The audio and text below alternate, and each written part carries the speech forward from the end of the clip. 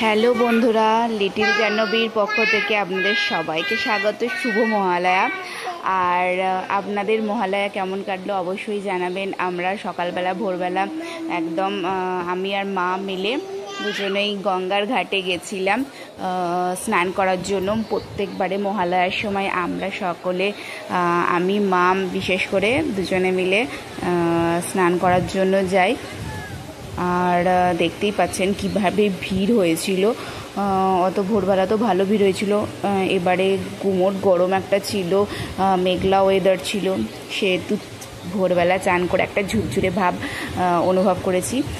আর যাওয়ার পথে মানে বাড়ি ফেরার পথে তখন বীভৎস জোরে বৃষ্টি আরম্ভ হয়ে গেছিলো। বৃষ্টি হওয়ার পর ওয়েদারটা অনেকটা ঠান্ডা হয়ে গেছিলো।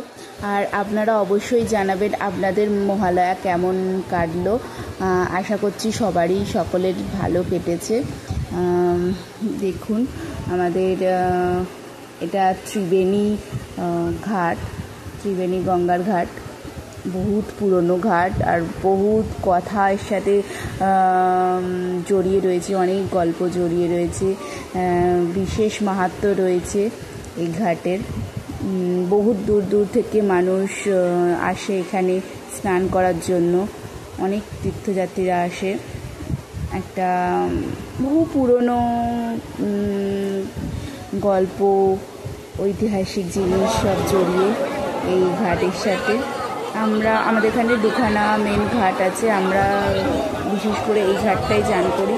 এই ঘাটটার মাহাত্ম্যটা বেশি, তাই মা এটাকেই বেশি প্রেফার করে, এই ঘাটটাকে। আর আপনারা কি সকালবেলা মহালয়ার দিন গঙ্গা চান করেছেন? তো অবশ্যই কমেন্ট করে জানাবেন। আর আপনাদের এই ভিডিওটা কেমন লাগলো অবশ্যই জানাবেন, লাইক শেয়ার করে দেবেন আর আমাদের চ্যানেলটাকে সাবস্ক্রাইব করে দেবেন। Thank you. নেক্সট দেখা হচ্ছে অন্য ভিডিও।